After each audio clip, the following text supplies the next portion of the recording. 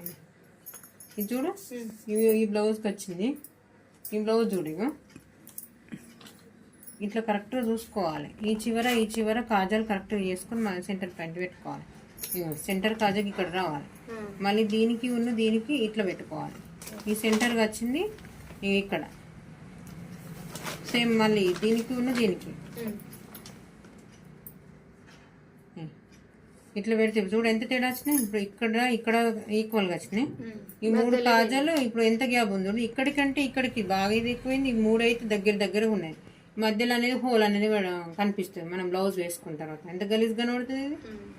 ఇది ఒకటి మిస్టేక్. మళ్ళీ ఇగో హెమ్మింగ్ కూడా ఎంత దూరం అంటే గలీజ్ కనబడుతుంది. నెక్ దగ్గర ముడతలు వస్తున్నాయి. ఒక్కొక్క కాడ పడతలేదు. పెద్దగా దూరంగా వస్తే మనం ఎంత నీట్ ఫినిషింగ్ ఇచ్చినా కానీ హెమ్మింగ్ దగ్గర పోతుంది. ఇది ఈ బ్లౌజ్ చూడు ఎంత ఇకారంగా కనబడుతుంది. ఇవి చూడు, ఇది ఖచ్చితంగా మళ్ళీ వేయాల్సిందే. హెమ్మింగ్ మళ్ళీ మలిచేటప్పుడు కూడా నేను ఇక్కడనేమో ఖచ్చితంగా ఇట్లా కావాలి అట్లా కావాలి నేను ఎంత వరినా వేస్ట్ కదా.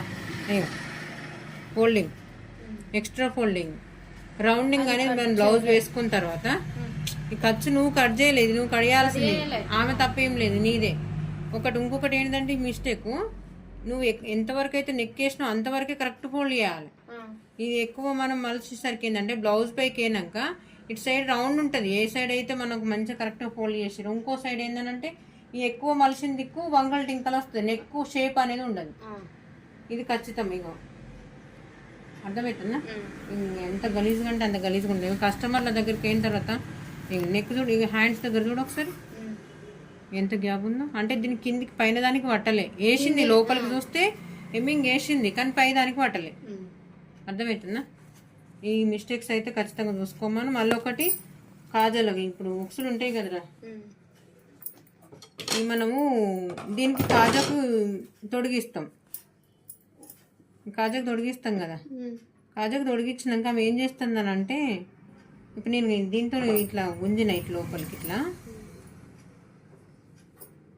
ఇది ఇప్పుడు ఇట్లా పెట్టినాం అనుకో, ఇది ఇంకా నేను దాన్ని తీయలేదు. ఇంక ఎంత గట్టిగా పడుతుంది.